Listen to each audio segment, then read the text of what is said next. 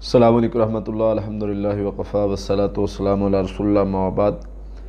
اسیب زدہ جگہ جہاں پر جنات کی رہائش ہو، جنات رہتے ہوں، جنات کا اثر ہو، اور اس کی کیا علامات ہیں اور اس کے کیا معاملات ہیں، اس کی کیا کنڈیشنز ہوتی ہیں جب وہاں پر مسائل بنتے ہیں اور معاملات ہوتے ہیں، کیا کیفیات آتی ہیں، علامات ظاہر ہوتی ہیں، اس کے اثرات کیسے ہوتے ہیں، وہ کچھ چیزیں میں آپ کے سامنے رکھوں گا، اور اس کا علاج کیا ہو سکتا ہے۔ سب سے پہلے یاد رکھیں، جس جگہ پر جنات کی رہائش، جنات کی جگہ رہنے کی ہو، جنات وہاں پر رہتے ہوں، وہ جگہ پر عموماً ہمارے ہاں اس کو مختلف نام دیے جاتے ہیں، اسیب زدہ جگہ، بھاری جگہ، مطلب مختلف اس طرح سے۔ ہم دیکھیں گے کہ جنات کی پسندیدہ جگہ کون سی ہے۔ جنات کی پسندیدہ جگہ گندگی کا گھر ہے، جنات کی پسندیدہ جگہ جہاں پر شور و گل اور وہ شرک و بدعات ہوں، جنات کی ناپسندیدہ جگہ جہاں پر اللہ کا ذکر ہو، قرآن پاک کی تلاوت ہو۔ تو یہ چند ایک دو چیزیں تو یہ۔ اس کے بعد جنات ہونے کی نشانیاں کیا ہیں، وہاں پر جنات ہیں۔ بعض تو بظاہر نشانیاں ہیں، مثلا بعض چیزوں کا حرکت کرنا، مطلب چیزیں پڑی ہوئی ہیں خود بخود حرکت کر رہی ہیں، تو یہ ایک علامت ہے، سمٹم ہے کہ یہ جناتی مسائل ہو سکتے ہیں۔ ایون ابھی میں ریسنٹلی میرے ادھر قریبی کوئی گاؤں تھا، تو میرے بڑے اچھے ایک دوست ہیں، ان کے جاننے والے تھے، تو وہ مجھے مجبور کریں جی ہمارے گھر میں مسئلہ ہے تو آپ آئیں۔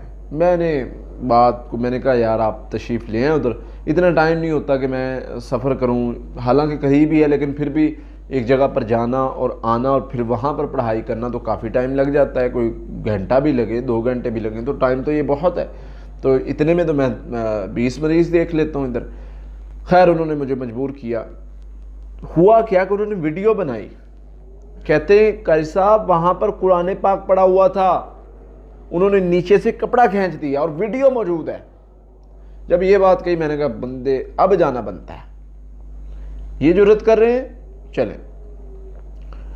میں گیا ہوں، پڑھائی کی، اللہ کے فضل سے الحمدللہ اللہ نے فضل کیا، کیونکہ وہ فضل نہ کرے تو ہم کیا ہے، نہ حل ہو مسئلہ کیا کر لیں گے، لیکن اس کا وعدہ ہے کہ یہ پڑھو گے، یہ کرو گے، اس طرح بنو گے، یہ عمل کرو گے، اس طرح اپنے اندر مضبوطی لاؤ گے، تقوی اختیار کرو گے، توکل کرو گے، مدد کروں گا، وعدے سچے ہیں اور مدد آتی ہے، مسئلہ حل ہوگا۔ بتانے کا مقصد یہ ہے کہ اس طرح کوئی چیز کا اثر ہونا بھی ایک علامت ہے اس چیز کی، آوازوں کا آنا۔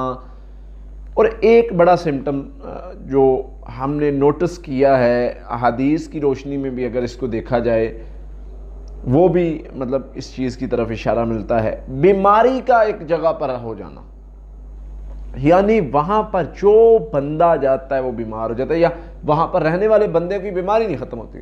ہمارا ایک گھر تھا، ابھی تو الحمدللہ ایسے معاملات نہیں، ایک وقت تھا چھت کو جو سیڑھیاں جاتی تھیں اس کے سامنے چرپائی بچھا کے جو بندہ بھی سوتا تھا وہ لازمی ڈرتا تھا، یہ ہو ہی نہیں سکتا کہ وہاں پر بندہ کوئی سوئے، یا ایک چرپائی مختصی۔ خیر تب میری ایج ہوگی کوئی 7 سال 8 سال، تب بھی میری عادت ایسی تھی، تب بھی میں کہتا تھا، کوئی گھر میں فرد بات کرتا نا، میں نے نہیں ادھر لیٹنا، ادھر تو سین میں لیٹتے ہوتے تھے، گاؤں کا ماحول تھا کہ جی وہاں پر تو بندہ ڈر جاتا ہے، وہاں پر تو ایسے رات مجھے پکڑ لیا چیزوں نے، تو میں تب بھی کہتا تھا میں لیٹوں گا وہاں پہ، میں نے سونا، مجھے اس چارپائی پہ لٹائیں، میں دیکھتا ہوں کیسے مجھے تنگ کرتی ہیں۔ کچھ نہیں تھا لیکن توکل بہت تھا، آیت الکرسی پڑھ لیا میں نے، مجھے نہیں کچھ بھی ہو سکتا، اور نہیں ہوتا تھا اللہ کے فضل سے۔ تو یہ مطلب جناتی چیزوں کا اثر کی وجہ سے ایسے ہو سکتا ہے۔ ایک حدیث ملتی ہے حضرت معاذ رضی اللہ عنہ کی، صحیح سند کے ساتھ حدیث ہے، وہ حدیث میں بھی چوری کا ذکر ہے۔ ایک تو حضرت ابو ہریرہ رضی اللہ عنہ کی حدیث ہے نا مشہور، بھی چوری کرتا تھا، شیطان آتا تھا، ایک حضرت معاذ کی ہے رضی اللہ عنہ۔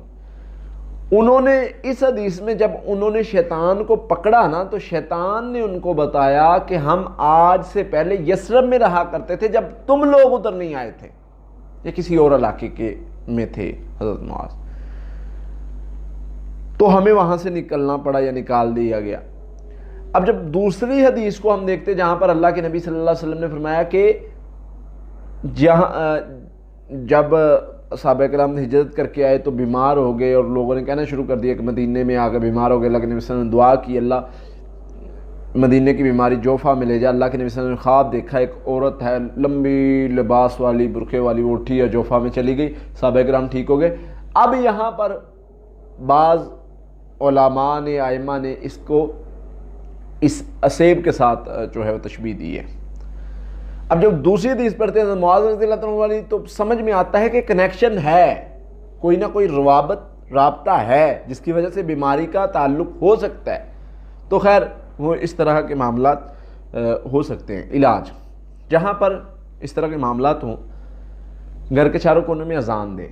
لوگ کہتے جی اذان کا کہاں سے آپ نے لیا؟ دیکھیں نبی صلی اللہ علیہ وسلم کی حدیث ملتی ہے جہاں پر اذان دی جاتی ہے شیطان بھاگ جاتا ہے۔ ایک میں نے حدیث اور بھی پڑھی، کوئی صحابی ڈر گئے اپنے باغ سے، ان کے باپ آئے، ان کو آواز آ رہی تھی یا کچھ اس طرح سے آوازیں آئیں یا کچھ اس طرح سے، انہوں نے کہا کہ بیٹا تم نے وہاں پر اذان دینی تھی، اس شیطان نے بھاگ جانا تھا۔ تو پتہ یہ چلا کہ شیطان کو بھگانے کے لیے جو ہے وہ اذان دی جا سکتی ہے۔ نمبر 2، بلند آواز سے آیت الکرسی پڑھیں، سورہ بقرہ کی آخری 2 آیات پڑھیں، آخری 3 کل پڑھیں، 7 مرتبہ چاروں کونوں میں، اور یہ 10 دن کوئی 15 دن کر لیں، انشاءاللہ شر ختم ہو جائے گا۔ سورۃ البقرہ کی اگر گھر میں کوئی تلاوت کرتا ہے بہت اچھی بات ہے، نہیں تو چلا دیں تو بہت اچھا چیز ہے۔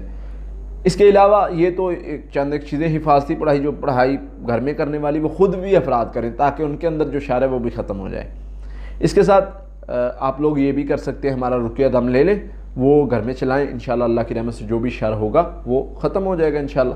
تو رقیہ دم یوٹیوب چینل سے مل جاتا ہے، ریکارڈنگ میں جو ہم دم کرتے ہیں مریضوں کو، تو وہ انشاءاللہ لیں گے تو اس سے فائدہ ہوگا۔ اللہ تعالی ہمیں ہر قسم کے شر سے محفوظ فرمائے۔